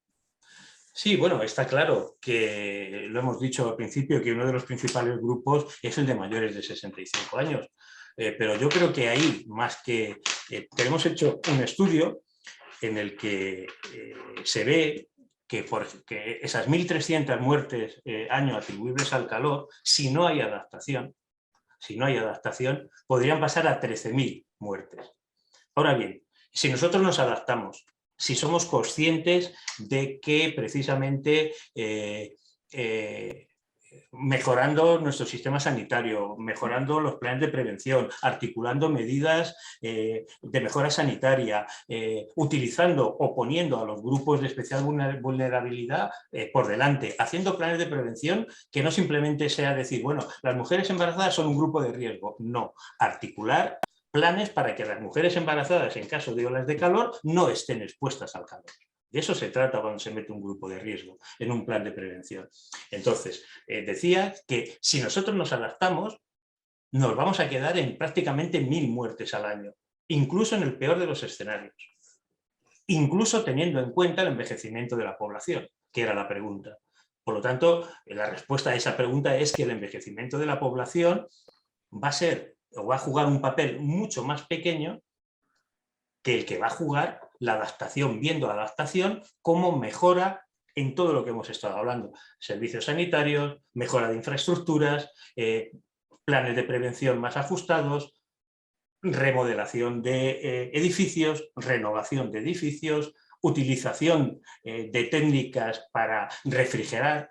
Entonces, todas esas cosas van a ser mucho más determinantes que la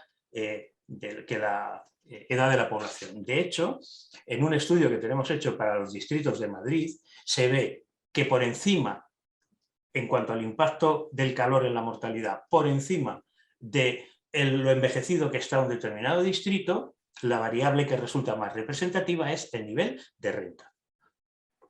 Y ese nivel de renta se traduce en mejoras en las residencias, mejoras en los barrios, mejoras de las zonas verdes, etcétera, etcétera. Por lo tanto, el problema no es de envejecimiento de población únicamente. El problema es de mejora de infraestructuras y mejora de servicios.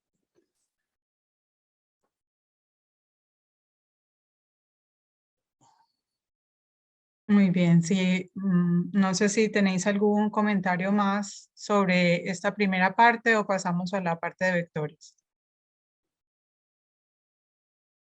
¿No? Bueno, entonces pasamos a la parte de vectores. El primer bloque era sobre control de vectores. Preguntaban los participantes sobre el tema de los reservorios, ¿por qué no poner el énfasis en esto y no en la parte de fumigación con insecticidas y desecar acuíferos? Y otra sobre los periodos de los planes de control de vectores, si ya se pueden ampliar a lo largo del año. Bueno, con respecto a la segunda pregunta, respecto a la ampliación, digamos, de la vigilancia a todo el periodo del año, a mí me parece correcto, dependiendo, digamos, del punto, del sitio donde estés. Es decir, que generalmente cuando yo hablaba, digamos, de que nosotros estamos ya en Madrid, pues aumentando, digamos, ese periodo de vigilancia desde de mayo a abril, y estamos ya metiéndonos en noviembre, pues viene pues por las características especiales que en estos momentos tenemos. Evidentemente, iremos adaptando ese tiempo, ese periodo de vigilancia en función de esas necesidades. Está claro que en otras partes de España sí, es totalmente necesario, y dependiendo además de qué tipo de vector, es totalmente necesario un estudio y una vigilancia a lo largo de todo el año, ¿no? Quizás no con la misma intensidad, pero sí para digamos, poder ver un poco pues, cuál es el comportamiento del vector a lo largo de todo del ciclo anual, ¿no? Y en relación con los reservorios, pues todo depende, es decir, porque realmente hay veces que... Luego os dejaré, digamos, que intervengan mis compañeros, pero bueno, voy a hacer un comentario desde mi experiencia, fundamentalmente, por ejemplo, en el manejo de la leishmania. Evidentemente hay vectores en los cuales es muy difícil de poder actuar sobre ellos, ¿no? Y el caso del flebotomo es un caso realmente paradigmático desde ese punto de vista, porque las fases inmaduras son fases que al contrario que la de los mosquitos son muy difíciles de localizar, por no imposible, que están muy dispersos, etcétera, con lo cual es una adaptación que es muy difícil, que es imposible, digamos, de llevar a cabo. En el caso de los adultos realmente tampoco tiene mucho sentido, y realmente el esfuerzo en gran medida pues tiene que venir también, evidentemente, en el flebotomo, y nosotros hemos hecho muchísimas actuaciones contra el vector, pero también contra el reservorio. Es decir, hay que intentar, digamos, controlar el reservorio en este caso, en el caso de la leishmania. Yo entiendo que en otros casos es mucho más difícil controlar el reservorio y se incide sobre todo sobre el vector. Pero eso yo, a ver si algún compañero quiere apuntar algo más en este sentido. Hombre, yo diría, sí, eso que acabas de decir al final, ¿no? En el ejemplo, en el caso concreto del brote de leishmaniasis de Fuenlabrada, digamos que el éxito del control de ese brote ha radicado en la presión que se ha hecho en el control de lepóridos, porque se comprobó a lo largo del programa de vigilancia y control que puso en marcha la Comunidad de Madrid, que estos lepóridos eran los reservorios principales en el ciclo selvático silvestre de esta enfermedad. Y las medidas de control, eliminando de la zona liebres y conejos, se han traducido de manera directa en la reducción drástica del número de casos humanos. Se ha hecho también control vectorial, pero no con, si lo comparamos con la intensidad con la que se ha hecho el control de reservorios, digamos que el control de reservorios ha sido mucho más potente y los frutos están ahí. O sea, ese es un ejemplo, claro, de que no solo, y en este caso de leishmaniasis, el control de vector, el control de los vectores es la herramienta principal, porque como ha dicho Andrés, estos dípteros son muy complejos en su manejo debido a sobre todo sus hábitats larvarios y de los adultos también, pero sobre todo los larvarios, con lo cual hace muy difícil un control vectorial eficaz, y se derivó al control de reservorios con los resultados que todo el mundo puede consultar a través de la página en la Consejería de Sanidad de la Comunidad de Madrid. Hay informes, hay documentación muy amplia para poder ver todo esto. Sí, yo coincido con mis compañeros. También, no sé si me escucháis. Todo depende, ¿no? de la enfermedad de la que estemos hablando, del vector que intervenga y, por supuesto, del tipo de reservorio y el manejo que se puede hacer del mismo. El caso de la leishmaniasis viene muy bien porque el control del vector es muy complejo, y en el caso que se gestionó allí en Madrid con la identificación de ese reservorio supernumerario tan cerca, ¿no?, de la población humana, pues dio una vía de escape, pero no en todas las enfermedades es así. Yo creo que un punto que también se ha deslizado en la pregunta, que debemos dejar claro, es que control vectorial no siempre es sinónimo de aplicación de insecticidas. Y eso también lo dejamos caer en la guía, en ambas guías, ¿eh? La de ciudadano y en la de, se hablaba de fumigación. ¿Por qué no dejamos las fumigaciones y nos centramos en el control del reservorio? Es que control vectorial no es solo fumigaciones. Desafortunadamente nos falta mucha investigación en nuevas estrategias de control vectorial que sean más efectivas, sobre todo para algunos vectores, pero como todo depende. Hay que coger el cajón de la enfermedad de la que estamos hablando, ver cómo es el vector. Afortunadamente, las estrategias de control vectorial para mosquitos nos dan un éxito mayor que para flebotomos o garrapatas, y me adelanto a la guía de ciudadano, que tenéis un cómo combatir, ¿no? Cómo combatir y cómo prevenir las picaduras de uno y otro, va muy dirigido al ciudadano, y veréis que para el caso, pues eso, de los vectores más dificultosos de combatir, flebotomos, he hablado, garrapatas, también es tremendamente complejo desarrollar un programa de control vectorial para reducir la incidencia de una enfermedad transmitida por garrapatas. Obviamente, si estamos hablando de una enfermedad transmitida por vectores, es una pata que hay que fortalecer. Lo que pasa es que, según la situación, se nos puede abrir una ventana más factible con el reservorio. Y en este sentido, de hecho, si veis la guía de profesional, hablamos de cambio climático y enfermedades transmitidas por vectores y roedores, que tuvimos un pequeño debate, ¿no?, entre los autores para sacar un poquito a los roedores del tema vectores, porque los roedores son reservorios importantísimos en muchísimas enfermedades y conviven con nosotros en las ciudades, y ahí tenemos una herramienta también de gestión poblacional para reducir también el impacto de las enfermedades vinculadas a estos roedores. Ahora estamos con problemas de antivirus, de leptospirosis en muchos sitios también del planeta. Entonces, bueno, a veces tenemos una vía de escape, ¿no?, para poder, según cómo sea el ciclo de transmisión, incidir. Pero, por ejemplo, se habla antes del virus del Nilo Occidental. No podemos plantearnos en control de toda la avifauna con la barbaridad de especies urbanas, periurbanas, residentes. Y se hablaba de los humedales, de secar los humedales. Afortunadamente esto es de la lucha antipalúdica. Tenemos otras estrategias de combate. Pero sí que yo creo que es importante encasillar bien y dar de conceptos. Control vectorial no es igual a aplicación indiscriminada de insecticidas, y esto trae otros problemas, resistencias y demás. Y luego que hay que coger cada enfermedad, ver el vector que está participando, los reservorios, y ver por dónde podemos atacar. En algunos lados seremos más efectivos por otro y en otro por el contrario. Y respecto a lo de la ampliación de los periodos de los programas de control vectorial, por supuesto. Y nosotros que nos dedicamos al tema de control, es que hay lugares que ya no paramos, porque tenemos actividad prácticamente todo el año y lo estamos notando, y obviamente no podemos bajar la guardia en ese sentido. Nosotros, las empresas de control de plagas, afortunadamente desde hace ya muchos años, tenemos como planteamiento la gestión integrada de plagas.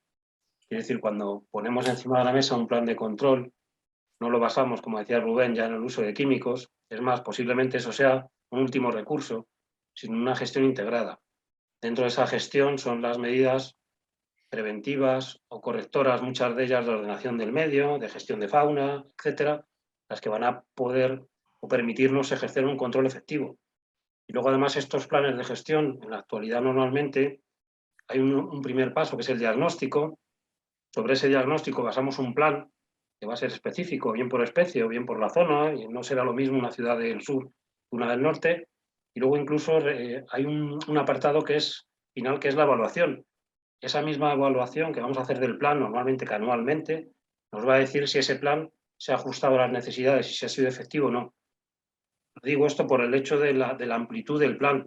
Evidentemente habrá planes que puedan circunscribirse una época del año, como puede ser en el centro peninsular para cucaracha negra, pero a lo mejor en Levante, pues ese periodo, en vez de 4 o 5 meses, tiene que ampliarse a 8 o 10 porque está prácticamente todo el año.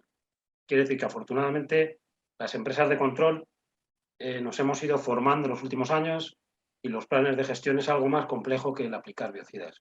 Es algo más completo.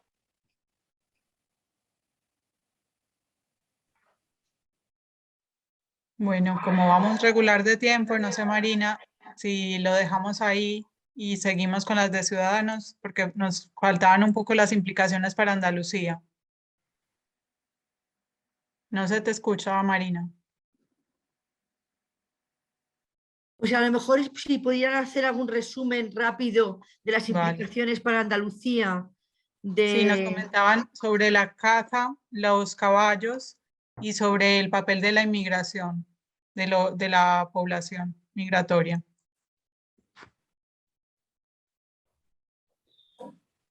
Bueno, Yo sí, Andrés. no, adelante.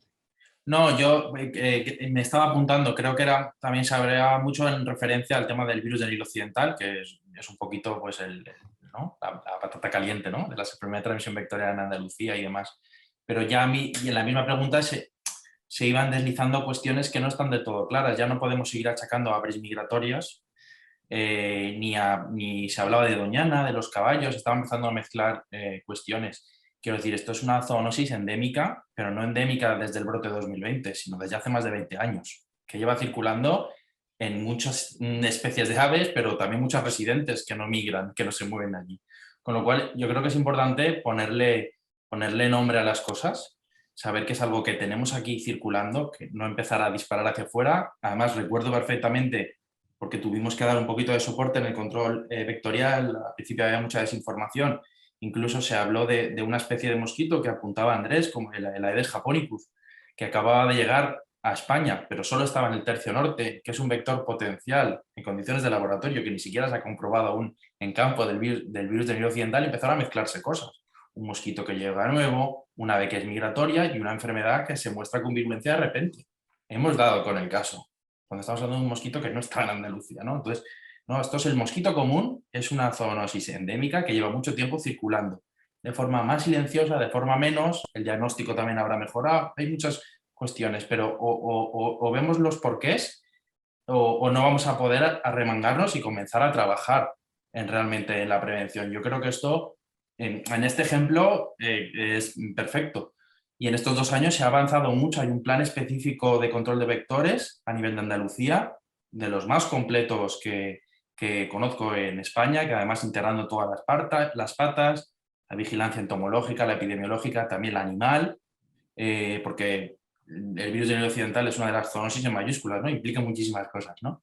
Y yo creo que identificando bien a los actores y qué tiene que hacer cada uno es cuando podemos empezar a trabajar en prevención y olvidarnos de esto de Doñana, de los humedales de Secarlos, de que si viene un ave de África, es algo que está aquí, que es un mosquito, el mosquito Cules, que se desplaza 1 kilómetro, 1,5 kilómetros, los mosquitos de Doñana que pueden estar eventualmente infectados porque haya aves, no van a picar a poblaciones que estén a 40 kilómetros, olvidémonos de estas cosas. Entonces hay que poner seriedad, nombre y apellidos a las cosas y a partir de ahí pues, comenzar a trabajar. Lo digo por no extenderme más, porque sería súper extenso, pero por dar 2 o 3 pinceladas de que realmente hemos oído muchas cosas que no forman parte de esto, ¿no? Mi opinión, ¿eh? ¿Algún comentario? Hombre, yo comentar, al hilo de lo que decía Rubén, complementando lo que él dice, por ejemplo, se ha hablado de los movimientos migratorios, no hay que centrar en ese aspecto, ¿no? Lo que hay que ver es que estamos inmersos en un mundo en el que el transporte global, tanto de personas como de mercancías, alcanza todos los rincones del mundo. Entonces, que nos puedan llegar personas, animales o incluso vectores en estos medios de transportes es muy factible ahora. Entonces hay que abordarlo desde otro punto de vista. Por eso es importante el potenciar los planes de vigilancia y control. Y digo vigilancia y control porque si solo se establecen mecanismos de vigilancia, no vamos a ir mucho más allá. O sea, la vigilancia aportará información muy relevante para que luego se pongan en marcha los mecanismos de control, todo bajo el paraguas de un plan de control. Esos datos de la vigilancia, que en Andalucía como ha dicho Rubén, se está estructurando en el plan de control que se ha establecido, aportará información de gran importancia para que luego la industria, las empresas especializadas en el control de vectores puedan intervenir para intentar solucionar los problemas allá donde se presenten y prevenir que se presenten también. Muy bien. Pues muchísimas gracias a todos. Lamento que tengamos que cortar esto aquí ahora porque podríamos estar horas hablando y preguntas van a haber muchísimas más, pero llevamos ya un retraso de aproximadamente 1 hora y tenemos que dar paso a las guías para la ciudadanía.